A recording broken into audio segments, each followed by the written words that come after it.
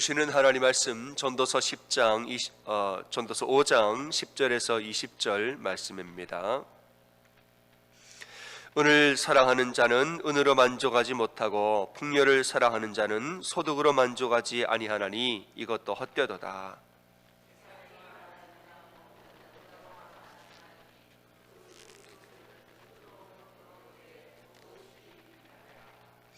노동자는 먹는 것이 많든지 적든지 잠을 달게 자거니와 부자는 그 부유함 때문에 자지 못하느니라.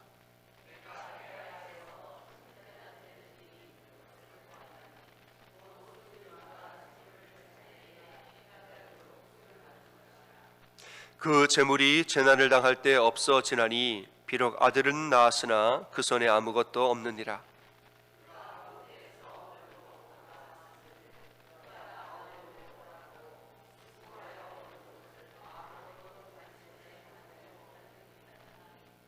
이것도 큰 불행이라. 어떻게 왔든지 그대로 가리니 바람을 잡는 수고가 그에게 무엇이 유익하랴.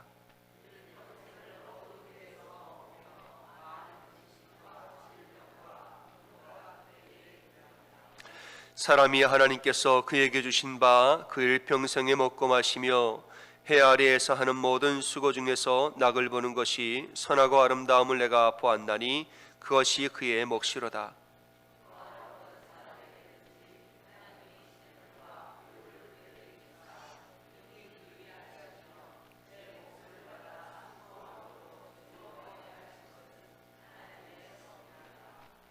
그는 자기의 생명의 날을 깊이 생각하지 아니하리니 이는 하나님이 그의 마음에 기뻐하는 것으로 응답하심이니라. 아멘. 할렐루야.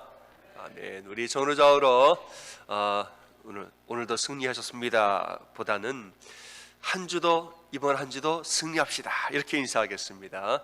이번 한 주도 승리합시다. 아멘. 오늘 말씀에서는 재물에 대한 말씀을 합니다. 은을 사랑하는 자는 은으로 만족치 못하고 풍요를 사랑하는 자는 소득으로도 만족하지 못한다 이랬죠. 또 재산이 많아지면 일꾼도 많아지니 사업이 커지면은 일꾼들은 단잠을 자도 이 소유주는 주인은 잠을 못 잔다는 거지요. 신경 써야 할 것이 한두 가지가 아닌 거죠. 또 13절에서는 해 아래에서 내가 패단을 보았나니 재물을 해가 되도록 소유하는 것이라. 적정한 재물을 갖는 것이 아니라 그냥 본인의 영혼육을 아주 해가 되도록 소유한다. 재물로 인한 분쟁이 얼마나 많습니까? 사람이 평소에는 참 좋은 사람인데 돈 문제만 들어가면은 이렇게 다른 사람으로 변하게 됐죠. 참 좋은 관계가 있다가도, 심지어는 부모와 자녀 간의 관계도, 형제 관계, 남녀 부부의 모든 관계도 이 재물의 문제가 들어가면은 시기하고 질투, 다툼과 분열을 하는 것이 우리의 인생입니다. 15절에서는 모태에서 벌고 먹고 나왔고 추고도 그렇게 돌아가는데 땅에서 수고한 재물은 우리가 아무것도 가지고 가지 못한다는 거지요. 우리가 빈손으로 왔다 빈손으로 가는데 얼마나 우리가 많이 벌어본다 한들 하늘나라 갈 때는 맨손으로 갑니다. 어떻게 왔든지 그대로 돌아가는데 이 바람을 잡는 수고 무엇이 유익할까? 전도자는 우리에게 지금 문제를 제기합니다. 너 이런 생각해 봤느냐?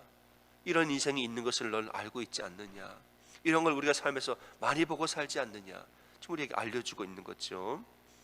17절에서는 이건 참 마음 아픈 이야기를 합니다. 일평생 재물 때문에 어두운 데서 먹으며 근심과 질병과 분노만 있는 것이라 이렇게 말합니다.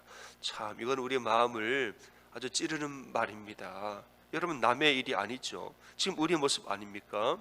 더 많이 벌려고 재물을 벌고 일을 하려고 혹은 더 많이 벌려고 우리 평생을 근심하고 때로는 질병을 병을 안고 살고 어떨 땐 분노하고 여러분 이것이 우리 현실 아닙니까? 어떤 분은 회사에서 이제 영업을 하려고 고객들 만나면 식사 대접하고 그다음 노래방 대접하고 룸사롱 대접하고 대접을 이제 많이 물건을 팔아야 되니까. 근데 이제 그렇게 대접을 하고 집에 가면은 가끔 와이셔츠에 립스틱 자국이 묻어 있는데 아내가 이걸 보고도 아무 말을 안 한대요. 왜냐면 벌어오는 돈이 있어가지고. 돈을 많이 벌어오니까 가끔 와이셔츠에 뭔 자국이 있고 냄새가 나도 아무 말 안 하고 그냥 넘어간다는 거예요.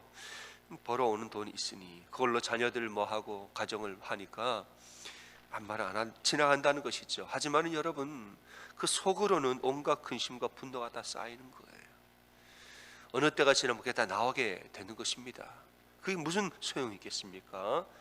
지혜자는 다 바람을 잡는 수고라 헛되도다, 이렇게 말하고 있지 않습니까? 여러분, 재물 자체는 악하지 않습니다. 그 문제는 뭡니까?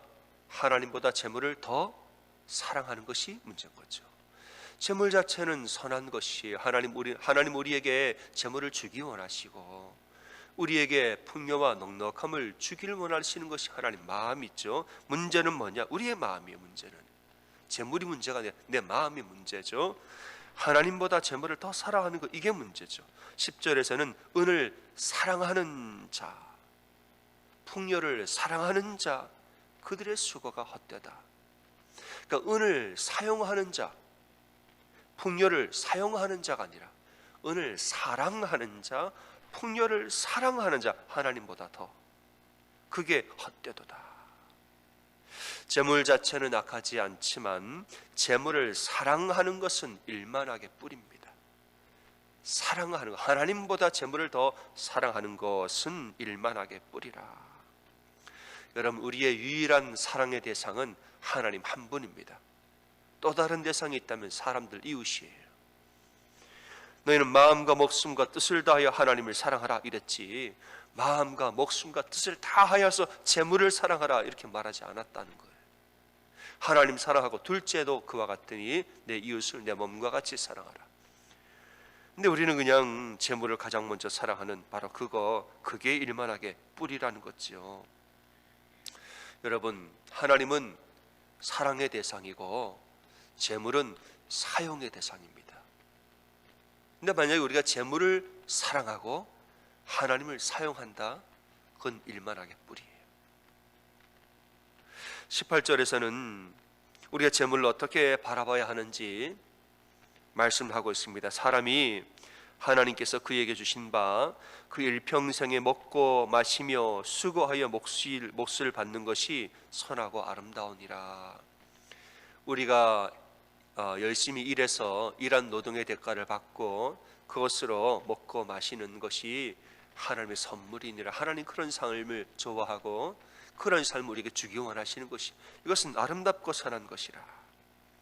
19절에서는 하나님이 재물과 부요를 그에게 주사 능히 누리게 하시며 제 몫을 받아 수고함으로 즐거워하게 하신 것이 하나님의 선물이라. 하나님 우리에게 재물을 주기 원하고 부요를 주기 원하죠. 다만 하나님 우리에게 그것을 주실 때 우리는 뭐 해야 됩니까? 능히 누리게 하시며 이랬어요. 능히 누리게 하시며. 여러분, 우리가 하나님이 우리에게 주신 복을 우리가 잘 누릴 줄 아는 것이 그게 하나님의 선물이라 이랬습니다. 하나님 우리에게 복을 주시면 이 복을 남용하지 말고 누려야죠. 어떻게 누립니까? 잘, 주님의 뜻대로 누리는 것이에요. 단순히 소비하는 게, 그 돈을 쓰는 거, 재물을 쓰는 게 그게 누리는 게 아닙니다. 내 만족을 위해 쓰는 게 누리는 게 아니에요. 정말 하나님 원하시는 누림이라는 것은 하나님을 기쁘시게 하는 누림이에요. 재물을 통하여서 하나님의 덕을 세우는 것이 누림입니다. 우리의 필요한 부분을 쓰죠. 그리고 또 다른 재물로는 하나님의 영광을 위해서 사용하고 복음을 위해 사용되어지고 가난한 자와 어려운 자를 위해 사용하는 것이지요. 그리고 우리를 위해 쓸 때에도 절제하고 절약하며 검소하게 쓰는 것입니다. 근데 재물이 많으면 내 돈 가지고 내가 쓰는데 그건 누리는 게 아닙니다. 그건 그냥 소비하고 내 욕심을 채우는 것이 있죠. 또한 누린다는 것은 뭐냐? 욕심내지 않고 감사하며 사는 것이죠. 하나님 이것 주심에 감사합니다. 누리지 못하는 것은 뭐냐? 하나님이 이것밖에 안 주셨습니까? 더 주세요. 남들과 비교하면서 저 사람은 저렇게 주시고 왜 나는 안 주십니까? 이 비교하는 것, 감사하지 않는 것, 이것은 재물을 손에 들고도 누리지 못하는 것입니다. 누린다는 것은 쓰고 한 몫으로 하나님 정당한 대가를 주셨을 때에 감사합니다. 하나님 감사합니다. 지금 내가 먹고 마시는 것도 감사하고, 지금 이렇게 사는 일상도 감사하고, 남들과 비교하지 말고, 지금 나의 삶과 나의 상황이 이러함에도 감사하고, 모든 일상이 하나님의 선물임을 알고 감사하는 것이죠. 여러분, 남들과 비교하고 더 가지로 욕심내면은 그때부터는 뭐 합니까? 시기하고 질투하고 경쟁을 해야 되는 것이에요. 그건 누릴 마음의 여유가 없는 것입니다. 하지만은 하나님 감사합니다.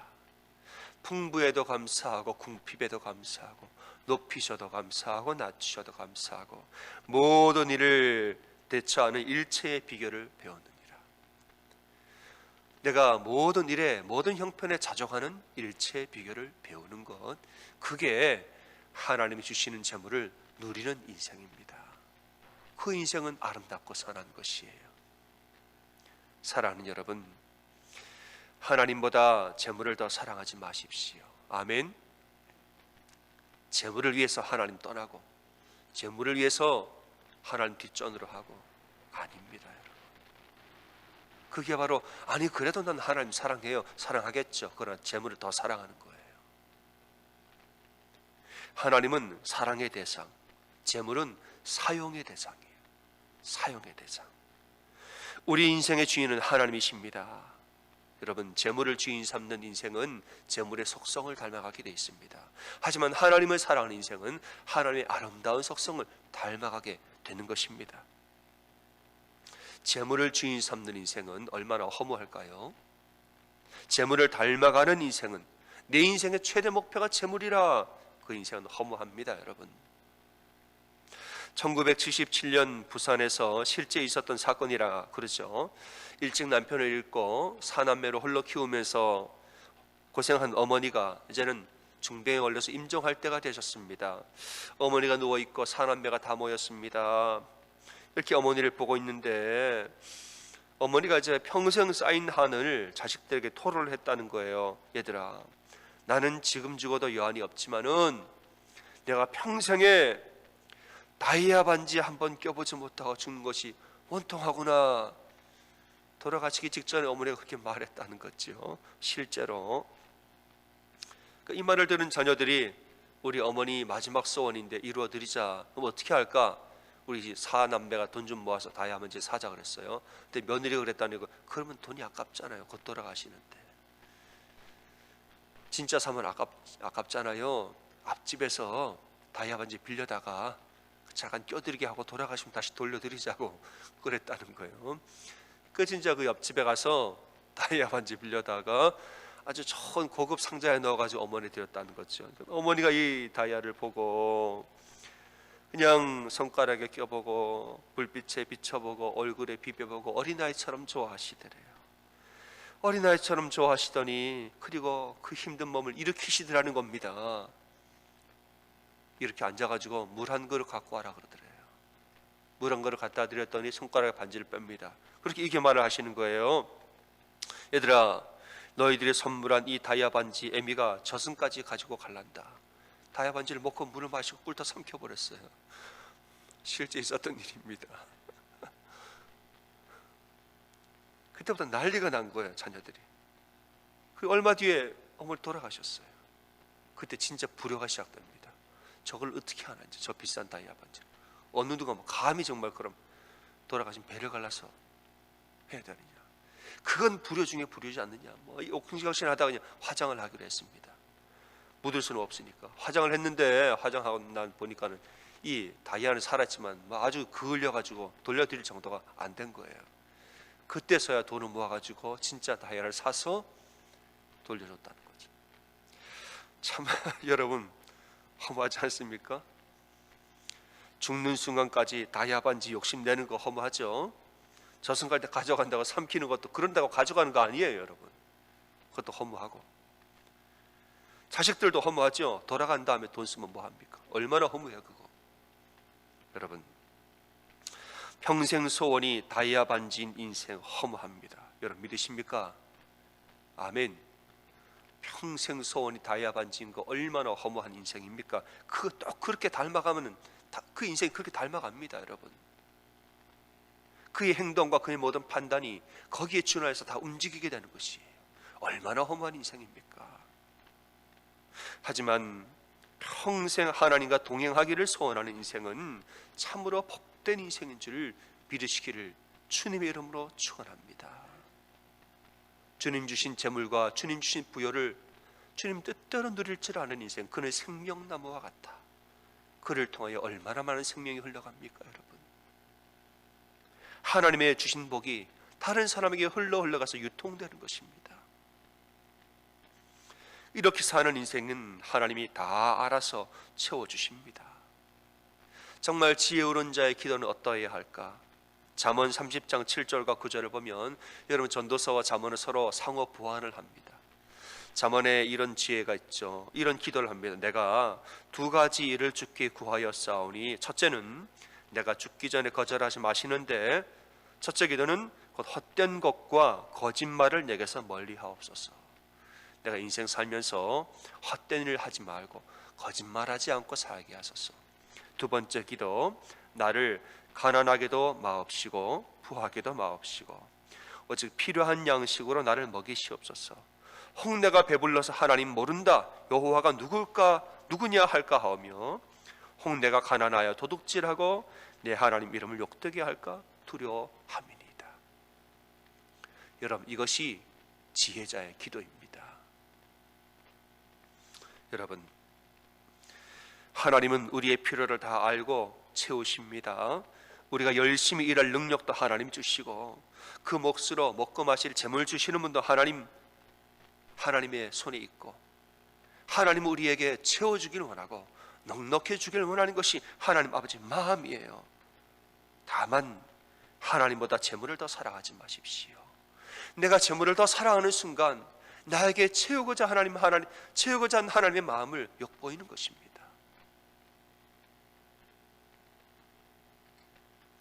나를 가난하게도 않고 부하게도 않게 하신 것을 여러분 감사하시길 바래요. 우리가 너무 가난하면 하나님 원망합니다. 자꾸 죄를 짓고 조바심 속에 살아요. 근데 우리가 너무 또 부하면 금방 하나님 잊어버리고 내가 뭐가 된 것처럼 교만하게 삽니다. 여러분, 내게 주신 일상에 감사하고 지금 주신 재물에 감사하고, 때로는 부유하고 때로는 가난하여도 모든 일에 자족하는 법을, 모든 법의 일체의 일에 자족하는 법을 배워서 이래도 감사 저래도 감사, 하나님 영광 드러내고 살고 정말 주님의 기쁨을 위해서 사는, 이렇게 살 때는 주님이 알아서 다 채워주실 줄을 믿습니다. 여러분, 조바심 내지 말고 미련 없는 자 되지 말고 하나님 믿는 믿음으로 사는 여러분 다 되시기를 주님의 이름으로 간절히 축원합니다.